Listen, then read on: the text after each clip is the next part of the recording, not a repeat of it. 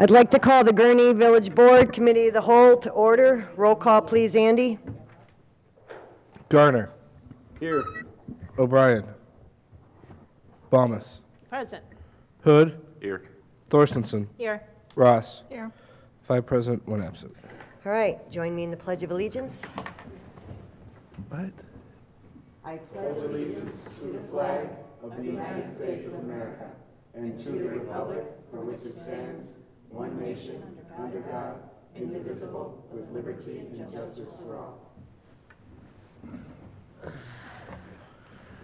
All right, we have all discussion items tonight. They all involve money. Yeah, 3 items to talk about here that our Finance Director, Brian Gosnell, is going to present.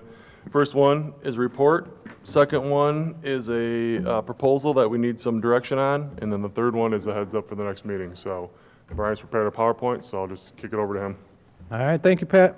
Included in the materials, the fourth quarter report. This is the final quarterly report for fiscal year 19. I just want to point out that it's on a budget basis, so there'll be a few adjustments that we'll do for the audit, so the audit final numbers will differ just slightly from what you have in your packet. Looking at cash and investments at the end of the year, total just over $36 million. General fund accounted for 68% of that. Water and sewer, 18%. 26% of all funds were in a checking money market account with First Midwest. 29% in our short-term fixed income investment account with Schwab, and 45% in money markets with Illinois funds. Yield versus the benchmark, village portfolio earned 2.338% versus a 91-day T-bill of 2.433, so we're right in the neighborhood. Major revenues, here's the real story here for this year anyway. Major revenues in total finished just under budget by about $81,000. And now that would seem like that's a negative story, but if you look at the variance for hotel tax and how we budgeted for the Great Wolf revenue, that came in actually $1.3 million under. Because if you remember, and we talked about it at the quarterlies, we budgeted for maximum exposure there. So that missed revenue by $1.3 million, and everything else was able to make that up just shy of $81,000. So it's actually a really, really good story. Strong increases in sales use and amusement tax. Just point out, in amusement tax, there was a one-time payment of about $500,000, so we won't see that again. Hotel tax we talked about. Food and beverage and telecom, just slightly under budget. Food and beverage is still over 2% better than last year, so still strong growth year to year there. Telecom, no big secret there. That's been going down steady for a number of years. And then building permits missed budget. And that's just timing of projects that are still out there. And then income tax actually finished just over $138,000 to the good. We see the variance from last year based on the reduction from the state. So it's a negative 8.34% variance from last year. But we budgeted for that and ended up budgeting conservatively to about $139,000. Looking specifically at the general fund, in total, revenues, just slightly ahead of budget by 0.18%, or about $77,600. Remember again, the hotel and resort tax variance is there with Great Wolf, so that is a very good finish, even though it seems like it's pretty close. Taxes finished just under 78% again here. This is largely due to the resort tax piece of the Great Wolf, how we budgeted for Great Wolf. Licenses and permits finished 88.82% of budget. This is less than expected impact fees. Again, that goes along with building permits. And then fines and forfeitures just under at 96.81%. This is lower court fines and red light fines. Everything else finished either right at or ahead of budget.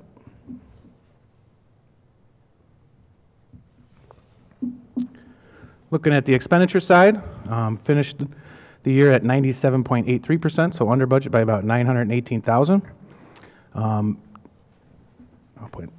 Professional and technical services finished the year just over budget, 106.75%, about $96,000. This is due to some positions that we have that are contracted that we budgeted for in part-time salaries. So you'll see a variance there. We ended up contracting for positions that we budgeted for. Other financing categories, the big one here. This includes the transfer of $1.3 million. So if you look at the very bottom of the screen there, you see this is normally where we would pay out the Great Wolf rebate. We did not pay out as much as we thought we would, to the tune of $1.3 million, but we were able to transfer $1.3 million to the capital fund and another $200,000 to the water and sewer fund, so that comes out of that category. All other categories right at or under budget. Looks like with positive revenue variance and expenditure variance, we're going to finish the year with just over $1 million surplus, and that's after the transfer, so very strong year. Water and sewer side, revenues finished the year 100.54%, or about $50,000 over budget. Water usage was up about 2.5% versus last year. We had a little variance in the cell tower with switching over from a water tower to a regular tower. Fines and forfeitures finished ahead of budget, greater than anticipated late fees there. And then investments and contributions, we moved some banking stuff around to take advantage of higher interest rates. We were able to do that. Obviously, we see positive variances in the investments category, but we see a little bit more higher banking fees because they don't offset that. Still net way ahead of where we would be if we left it in just a regular checking account. Looking at water and sewer funds expenditures, finished just under budget, just $947,299 under budget. Professional and technical services here finished over budget by about $1,500. That's personnel testing, a little more than we anticipated there. And then other contracted services, this is where we see the bank fees, higher bank fees here. And then there's large variances, good positive variances in the supplies category. Positive variance of about $343,000. We had budgeted for a large-scale meter replacement over 5 years. We were going to start that last year. We did not get that kicked off last year, but I think we are on track to get that going this year and for the next 5 years here moving forward. Overall, anticipate water and sewer capital combined to end with about a $600,000 surplus. So, again, another good year there. Police and fire pension funds, just going over their investment portfolio. On the police side, average portfolio balance of $52 million. Gains in income throughout the year of just shy of $5.75 million. Gives us a return of 11.03 on the year. Again, that's compared to the 7% actuarial assumption. 36-month rolling average, 9.87%, so well above that 7% for the last 3 years, as we would expect with the way the market's been. On the fire side, just shy of $38 million, average portfolio balance, $2.64 million in returns. Gives us just shy of 7% on the year, but 8.23 for the rolling 3-year average. So, again, very positive compared to the 7%. Questions on the financial report before we get into the more exciting topics? Questions from anyone? All right. Good year. All right, So we have one outstanding general obligation bond. That's Series 2011. Earlier in the year, Pat had actually asked me about when we were going through the budget about if we could pay these off early, if we had any options on that. So I called Spear, who is our financial advisor, and we do have a call option each of the last 3 years on these bonds. Had Spear run just a financial analysis for us, and that's kind of what is included in your packet as well, and here's what the numbers kind of, how they came out. It cost us $4.461 million to pay it off. We'd have to have that on deposit with U.S. Bank by November 15th this year. Our debt service is due December 15th, so they want it there in advance. Spear had in their numbers a $4,500 fee for them. There may be, if we decided to move forward, another small fee from Chapman & Cutler, who's bond counsel, to write up some ordinances if it's not something we can find a template for or something. All that comes to an interest savings of $259,050 in interest we would save by doing this. So we took a look at, if we did decide to move forward, where could possible funding sources come from to make up that $4.4615 million. So we have in the 1920 budget, we budgeted for this year's debt service of $1,122,000. So we have that available for funding. We also have a balance in the debt service fund of almost 1.4 million that we could drain because we don't have any outstanding bonds after this. So there's no requirement to keep anything in that fund. We also have a projected 19 general fund surplus that we just walked through of just over $1 million. If we applied that to it, we also got notice from the Park District that they had some interest in their accumulating in their debt service fund that they're going to use towards their debt service payment this year. Saves us about 138 grand on our split, so we can budget savings there that we could apply to it. And it leaves us with needing about 775,000 that we'd have to look at general fund balance for. If we did use that, general fund balance would remain at about 60% of this year's expenditures. And again, we'd have to come back to the board with some ordinance documents that we would have to work through Chapman and Cutler and file with the county, and there's some filing requirements with that. So looking for direction if this is something we want to move forward with. Seems like $260,000 savings over the next 3 years. That's very significant. We know we don't have any other bonds facing us with the pool paid off. And we have the water tower, obviously, but that's separate. So we have nothing really coming up until we get into the fire station, which is a couple years off, and we've been accruing slowly for that. The only thing I would question is, it was a Hurricane Ike. It was the bond was through a disaster declaration. We sure there's a penalty for paying it off? Not according to Spear. Okay. Trustee Thornton? So, just want to be clear, you said there will be no outstanding bonds after this. No general obligation bonds outstanding, correct? We have the water tower. We still have the water tower. Okay. Sorry. So when. And we still have the SSA number 2 bonds that are backed by revenues derived from that area, and those I think are paid off in 2 years. I think they're done, so. That's 40 It's the Hickory Haven. $42,000 a year. So a general obligation bond then allows us the ability to use it for multiple purposes, whereas these other bonds are more dedicated to a specific need? Yeah, like an SSA, you would bond for a specific purpose. This is more property tax-backed debt that we could use for basically whatever we want. So we, as collateral for these bonds, we put a property tax ordinance in place, and then we abate it every year to say we don't want to collect the property tax. So property tax is essentially the guarantee to the bondholder. That's how we get, that's like our credit, our That's the collateral for that's this the bond. obligation. You have to put up something to get these bonds to guarantee the payment.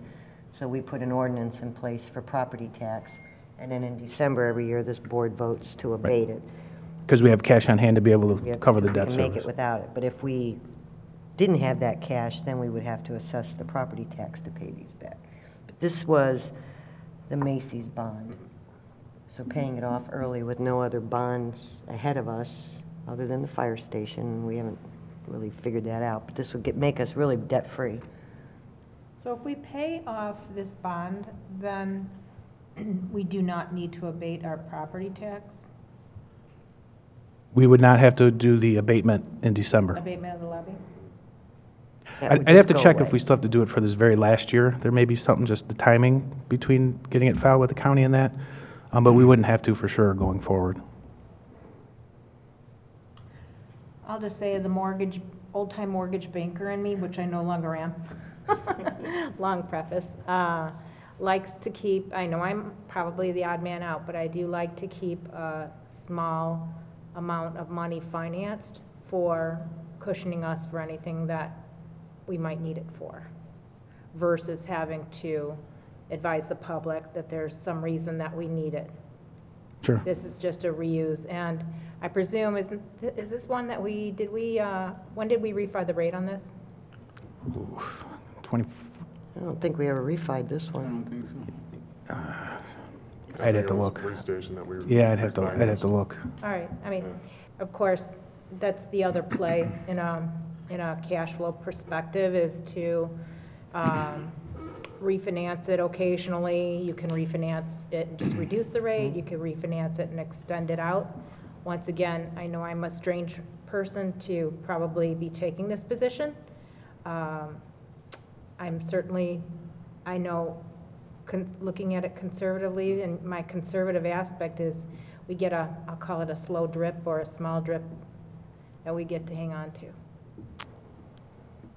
I would just point out what the mayor mentioned earlier, that we still have the fire station funding hanging over us here in the next couple of years that we gotta, we gotta find a way to afford, whether, however we decide to do that, that is still hanging out there at roughly $6.5 million, I think we'll have to put out. So we could extend this, should I just keep my hand up a second? We can't use this for that purpose or partially? No. Okay. We'll have to, well, if we We'd have to- decide to finance, we'd issue another bond. Okay, but we'd have our home rule enabling us to make that decision. Okay, thanks. Trustee Balmas? I'm just trying to think back, though, and I should have probably pulled it out and looked. But when you had done that strategic plan and looked at it, it was kind of scary to me, the potential. And I kind of am sitting with Trustee Thorstensen on this, that Go ahead. I like having our cushion that we have to, I should say that almost 300,000 is a great savings, except that I like to also have that cushion out there that. Yeah, and just keep in mind, this is spending $800,000 of over $22 million that we have, or what's the dollar amount for the general fund? And fund balance, like Yeah. 24, 25, Yeah, somewhere there. $24 million sitting out there. So if we only had a couple $1 million or $5 million in fund balance, I'd be right there with you. But at 60%, there's still a cushion there if there's a slow drip going forward. If And I- again, we have time to adjust things. And on if the I could, fly, so it wouldn't sorry. maintain the status quo and erode that fund balance. We wouldn't let that happen. If I could just add, this will also alleviate 1.2 million from the general fund expenditures being transferred for debt service over the next 3 years as well. So we're still going to have to, pay it out at some point, but I just budgeting always for the worry next few about, years might be a little easier. what potentially could happen. I don't want to see another 2001 regretfully happen, which over the next 5 years really put us all in a terrible position with the loss of sales tax revenue. And, I realize that we still have a good cushion, but I like the idea of paying off and being debt-free, but I also don't want to see something happen where if we'd have kept it, we'd have still had that cushion. So I have mixed emotions about this. Tom, Trustee Hood? I really, really like the opportunity to save the interest, and I put it akin to my own personal budget. The less debt I have, the smaller I can get, so that if bad things happen, I don't have to meet obligations going forward. Today's the day that we can afford to do this. In the future, maybe we can't. So I like the savings, and I don't like maintaining debt. The cushion part doesn't make sense to me. It just seems like we have enough cushion, and if the cushion begins to drop, we have other methods that we can respond to, in which we can get small, we can cut other things. There's a million other things we could do. It just seems like this is a unique opportunity that just isn't going to come around again. So I really like it. I think it's a good chance for us to save taxpayer dollars and to, going forward, having less debt that we have to deal with in our future budgets. Trustee Gurnee? The position that we find ourselves in the conversation that we're currently involved in is a result of our being fiscally conservative over the years. We've earned the right to pay off this debt. And I think the first question I have is in terms of the general fund balance at 60%. Is there a requirement that we must meet? So 35. 35 is our 35. requirement. We've doubled that. And also, I think the savings, the difference in paying it off, what it would cost us to pay this thing off, you know, reserving that amount of money for, you know, further into the future as a cushion, that won't save us if something disastrous happened in the community. So I'm for just pay it off while you can, because, I mean, it's rare that these opportunities come along, and I think it'll put us actually in a stronger position, because we're in a position where we can borrow money, and we've got double the required cushion. So I like the fact that we are able to pay it off if we like.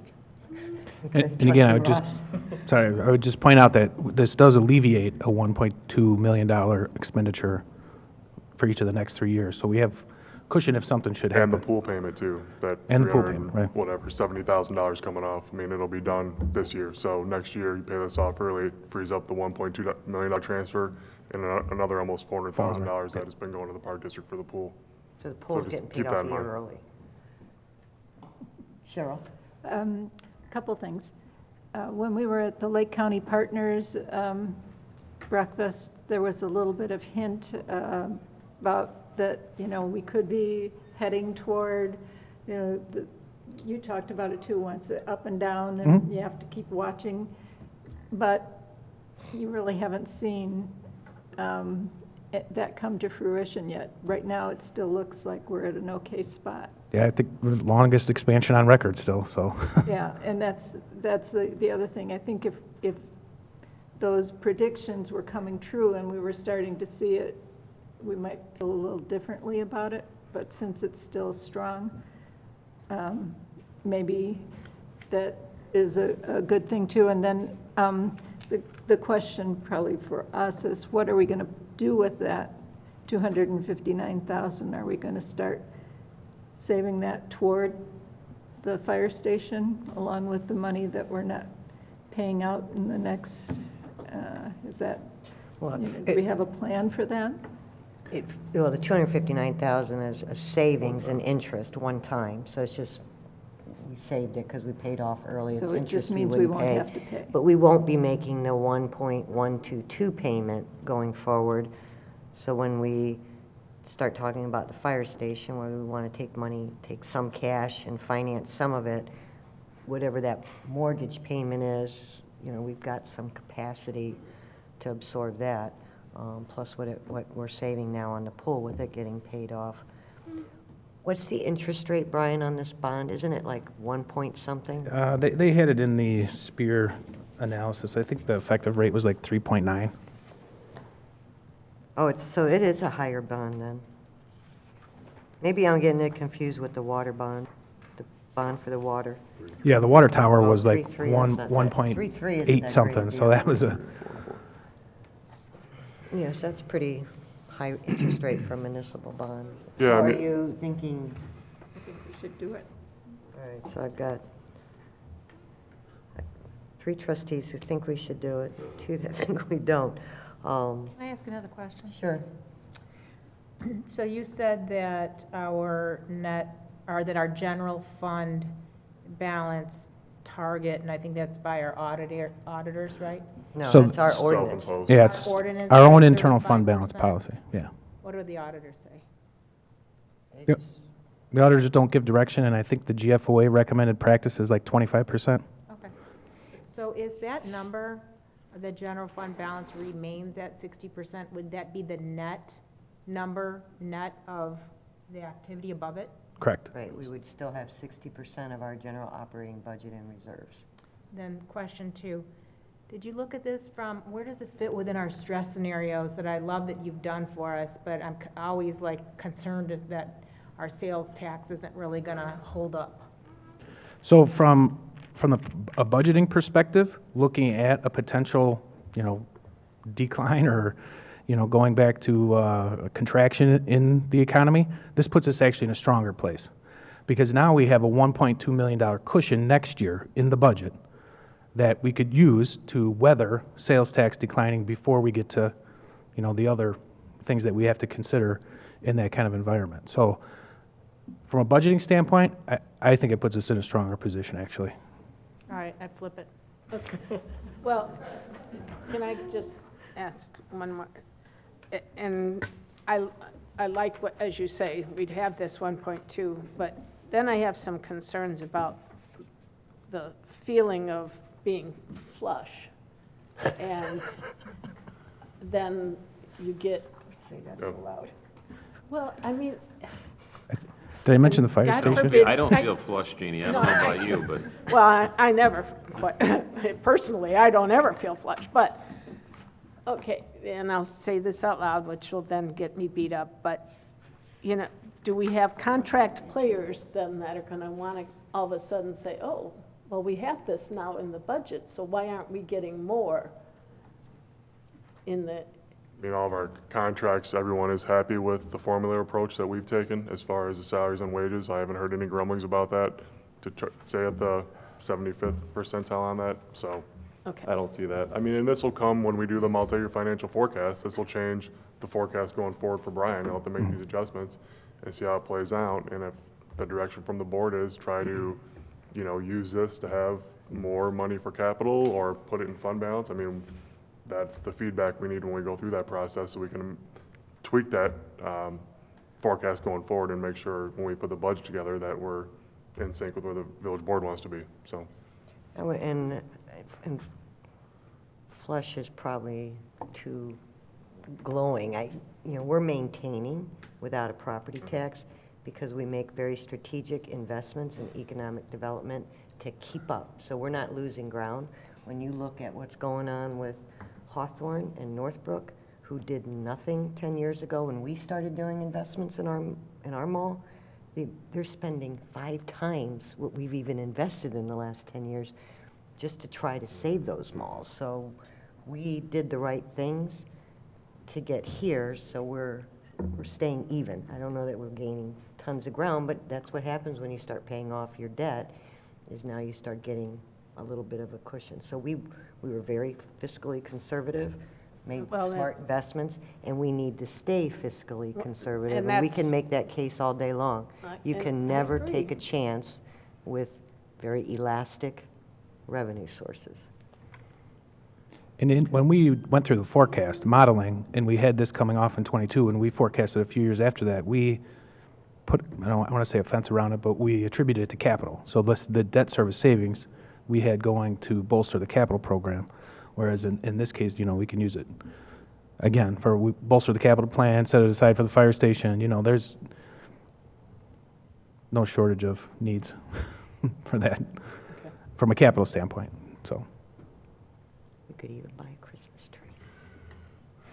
Perhaps. I mean, staff has no plans for it, so, I mean, it's an opportunity, as we talked about with the pool and this, to be debt-free from a general obligation bond standpoint, save some money on interest, and then, I mean, you're buying flexibility is what you're buying. So if there is a downturn, it frees up that cash. So we have no plans to, if we pay this off early, that, you know, next year we've got $1.2 million to put towards X. Okay. That's direction from you guys. I want to get fireworks to pay off that pool. We'll have a little ceremony just for you, Jeannie, and you can burn that agreement. Thank you.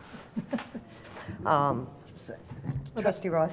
But also, I think that probably you wouldn't have gone through the work to figure this out and to see if we could possibly do it if it wasn't feasible.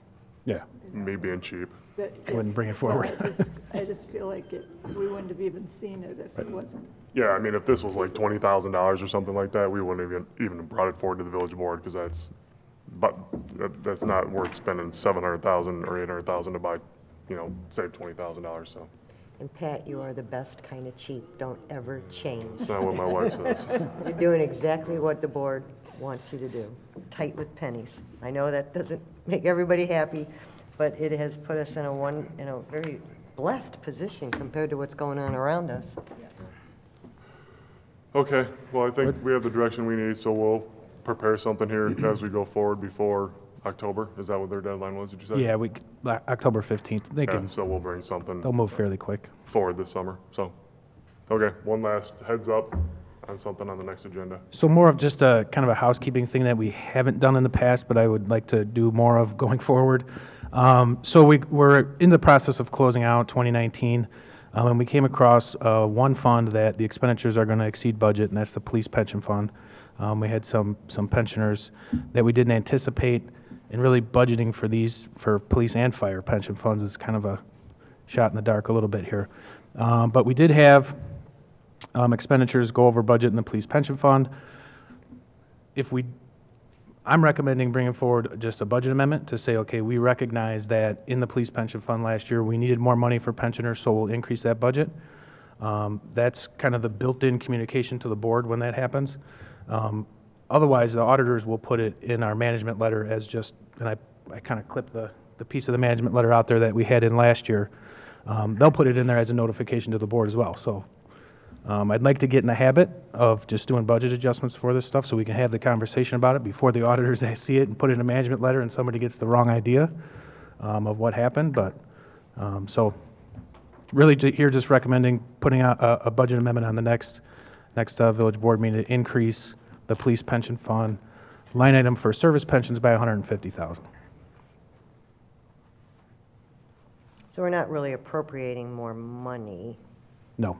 It's just moving money around, so it looks, so the budget stays at the end of the year within line of what we predicted. Because we So found this out would- something we didn't anticipate, so we're adjusting the budget mid-year. It's like reforecasting. Yeah, this the would be budget. Okay. literally increasing the expenditures in the fund, budgeted expenditures in the fund to cover what actually happened. Any objections? Trustee Ross? I was just going to ask if you're sure that's enough. Yes. Sure. As of today, yes. Assuming the auditors don't come back with some kind of weird adjustment that they want, this will cover us. And again, if this would have happened in, the general fund or something we look at, I'd be here way before the end of the year. But because this fell like to the police and fire pension funds, I didn't quite catch it at fourth quarter, so asking for it kind of after the fiscal year.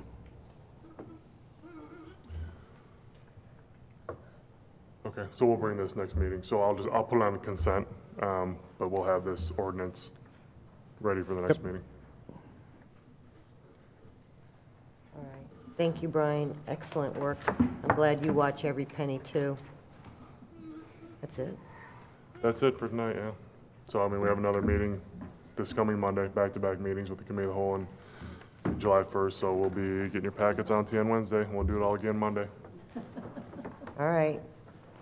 There's nothing else, then I will ask for a motion to adjourn. So moved. Motion by trustee Garner, Second. second by trustee Thorstensen. All in favor, say aye. Aye.